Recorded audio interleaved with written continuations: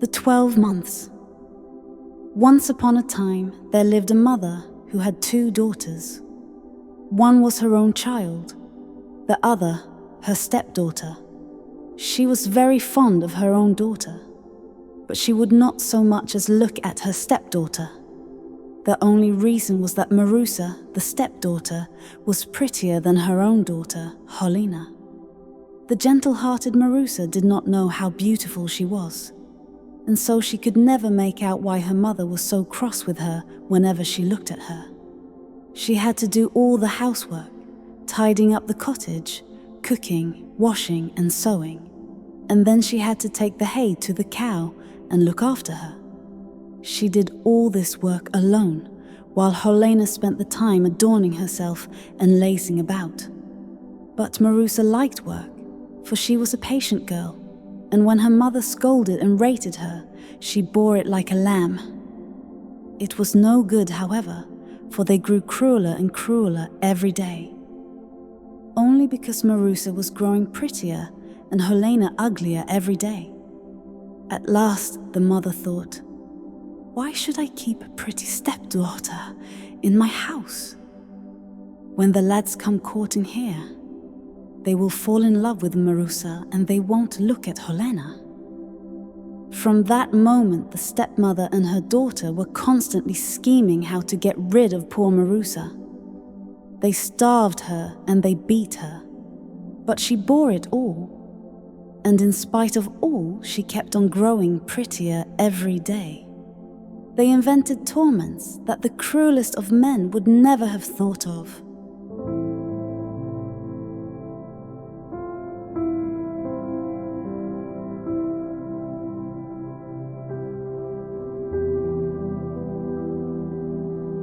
One day, it was in the middle of January. Holena felt a longing for the scent of violets. "Go, Marusa, and get me some violets from the forest. I want to wear them at my waist and to smell them," she said to her sister. Great heavens! Sister, what a strange notion. Who ever heard of violets growing under the snow? Said poor Marusa. You wretched tatterdemalion, how dare you argue when I tell you to do something? Off you go at once, and if you don't bring me violets from the forest, I'll kill you, said Helena threateningly. The stepmother caught hold of Marusa, turned her out of the door and slammed it to after her.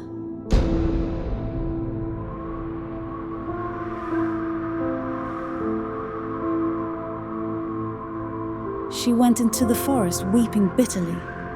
The snow lay deep, and there wasn't a human footprint to be seen. Marusa wandered about for a long time, tortured by hunger and trembling with cold. She begged God to take her from the world. At last, she saw a light in the distance. She went towards the glow, and came at last to the top of a mountain. A big fire was burning there, and round the fire were 12 stones with 12 men sitting on them. 3 of them had snow-white beards, 3 were not so old, and 3 were still younger. The 3 youngest were the handsomest of them all. They were not speaking, but all sitting silent. These 12 men were the 12 months. Great January sat highest of all. His hair and beard were as white as snow, and in his hand he held a club. Marusa was frightened. She stood still for a time in terror, but growing bolder, she went up to them and said, "Please, kind sirs, let me warm my hands at your fire. I am trembling with the cold." Great January nodded and asked her, "Why have you come here, my dear little girl? What are you looking for?" "I'm looking for violets," answered Marusa. "This is no time to be looking for violets, for everything is covered with snow," answered Great January.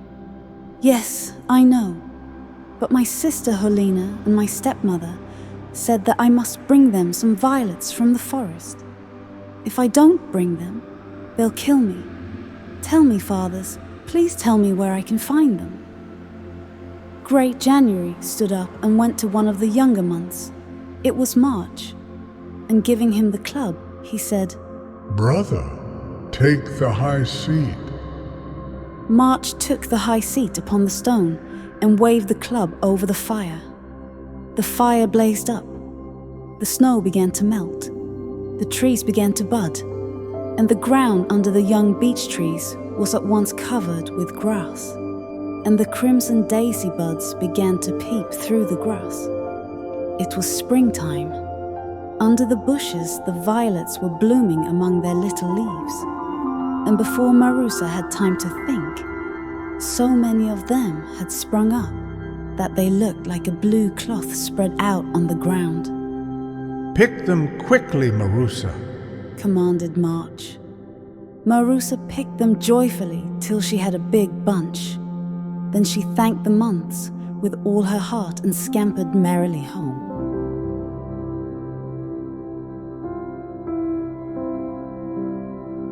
Helena and the stepmother wondered when they saw Marusa bringing the violets. They opened the door to her, and the scent of violets filled all the cottage. "Where did you get them?" asked Helena sulkily. "They are growing under the bushes in a forest on the high mountains." Helena put them in her waistband. She let her mother smell them, but she did not say to her sister, "Smell them." Another day, she was lolling near the stove, and now she longed for some strawberries. So she called to her sister and said, "Go, Marusa, and get me some strawberries from the forest." "Alas, dear sister, where could I find any strawberries? Who ever heard of strawberries growing under the snow?" said Marusa. "You wretched little tatterdemalion. How dare you argue when I tell you to do a thing? Go at once and get me the strawberries, or I'll kill you." The stepmother caught hold of Marusa and pushed her out of the door and shut it after her.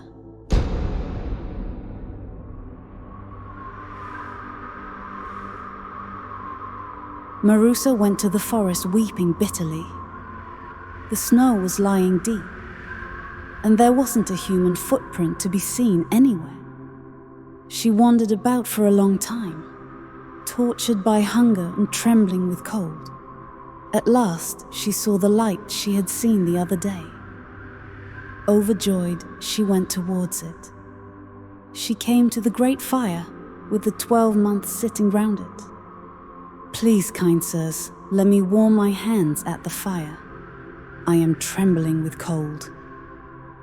Great January nodded and asked her, "Why have you come again, and what are you looking for here?" "I am looking for strawberries." "But it is winter now, and strawberries don't grow on the snow," said January.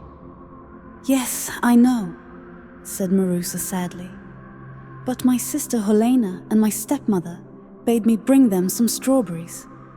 And if I don't bring them, they will kill me. Tell me, fathers, tell me please where I can find them." Great January arose. He went over to the month sitting opposite to him. It was June, and handed the club to him, saying, "Brother, take the high seat." June took the high seat upon the stone and swung the club over the fire. The fire shot up, and its heat melted the snow in a moment. The ground was all green, the trees were covered with leaves, the birds began to sing, and the forest was filled with all kinds of flowers. It was summer. The ground under the bushes was covered with white starlets.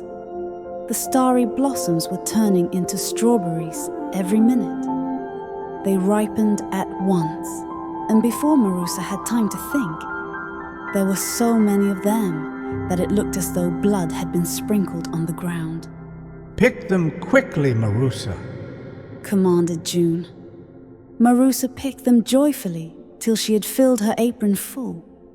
Then she thanked the months with all her heart and scampered merrily home.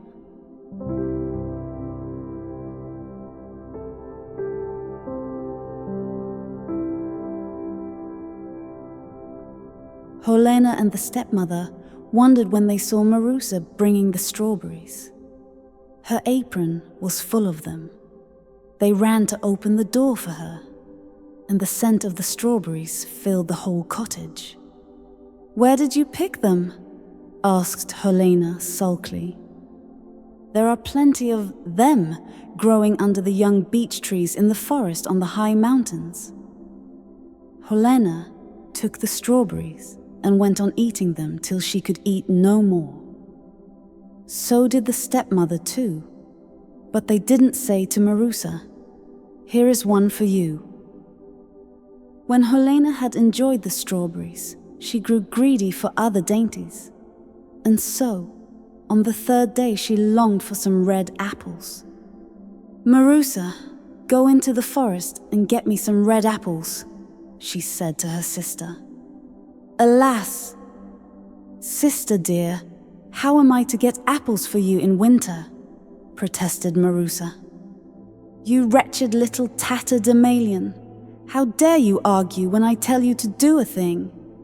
Go to the forest at once, and if you don't bring me the apples, I will kill you," threatened Helena. The stepmother caught hold of Marusa and pushed her out of the door and shut it after her.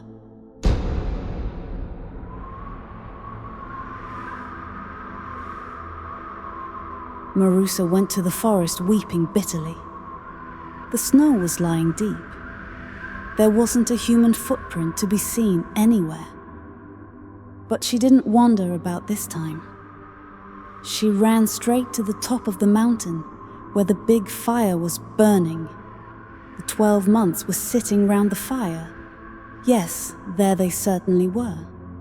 And Great January was sitting on the high seat. "Please, kind sirs, let me warm my hands at the fire. I am trembling with cold." Great January nodded and asked her, Why have you come here, and what are you looking for? "I'm looking for red apples." It is winter now, and red apples don't grow in winter. answered January. "Yes, I know," said Marusa sadly. "But my sister and my stepmother too bade me bring them some red apples from the forest. If I don't bring them, they will kill me. Tell me, Father, tell me please where I could find them." Great January rose up. He went over to one of the older months. It was September. He handed the club to him and said, Brother, take the high seat. Month September took the high seat upon the stone and swung the club over the fire. The fire began to burn with a red flame. The snow began to melt. But the trees were not covered with leaves. The leaves were wavering down one after the other, and the cold wind was driving them to and fro over the yellowing ground. This time Marusa did not see so many flowers. Only red pinks were blooming on the hillside, and meadow saffrons were flowering in the valley. High fern and thick ivy were growing under the young beech trees. But Marusa was only looking for red apples. And at last she saw an apple tree with red apples hanging high among its branches. Shake the tree at once, Marusa. Commanded the month. Right gladly Marusa shook the tree, and one apple fell down. She shook it a second time, and another apple fell down. Now, Marusa, run home quickly, shouted the month. Marusa obeyed at once. She picked up the apples, thanked the months with all her heart, and ran merrily home.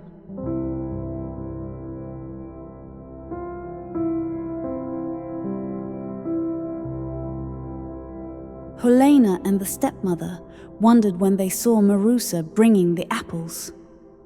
They ran to open the door for her, and she gave them 2 apples. "Where did you get them?" asked Helena. "There are plenty of them in the forest on the high mountain." "And why didn't you bring more?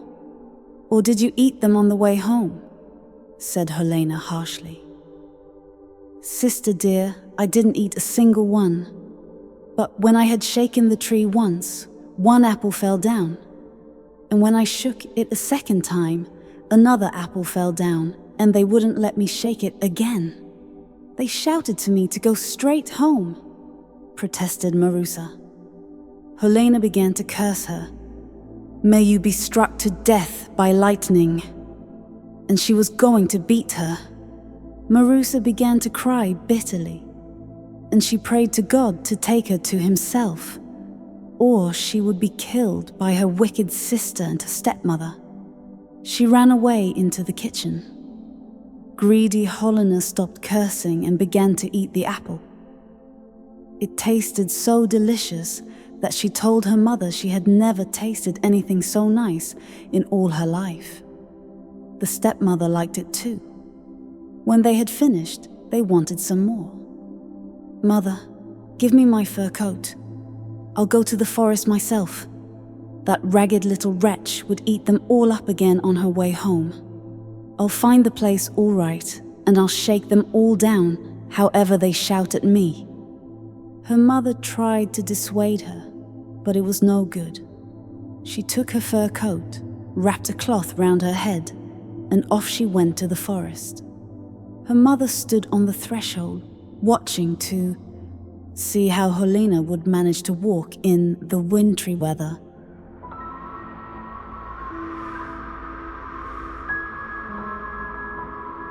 The snow lay deep, and there wasn't a human footprint to be seen anywhere. Helena wandered about for a long time, but the desire of the sweet apple kept driving her on. At last she saw a light in the distance.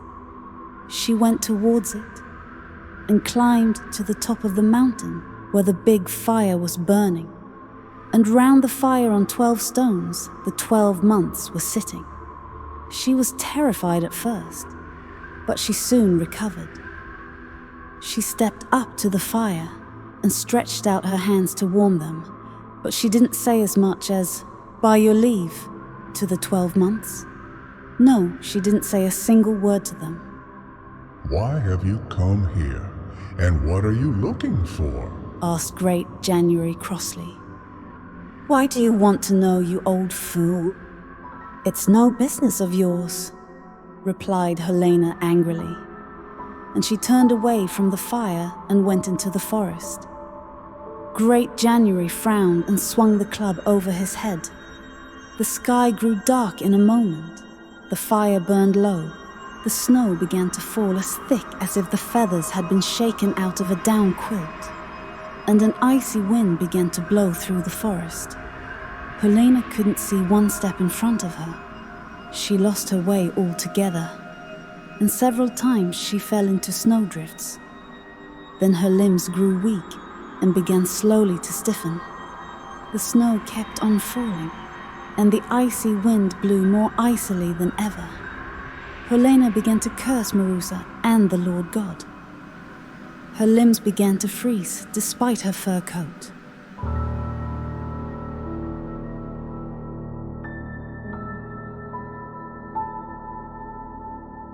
Her mother was waiting for Helena.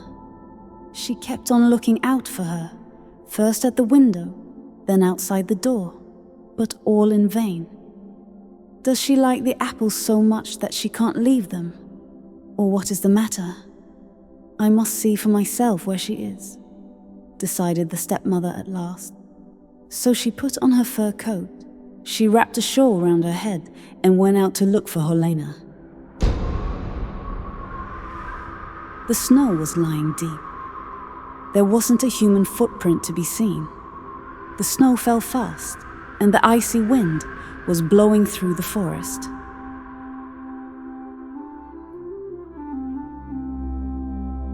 Marusa had cooked the dinner.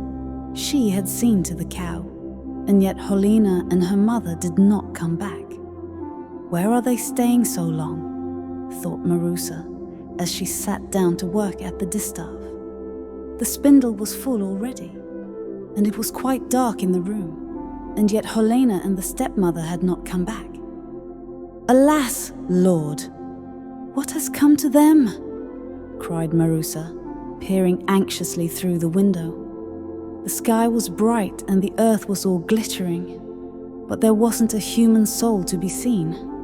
Sadly, she shut the window. She crossed herself and prayed for her sister and her mother. In the morning, she waited with breakfast. She waited with dinner. But however much she waited, it was no good.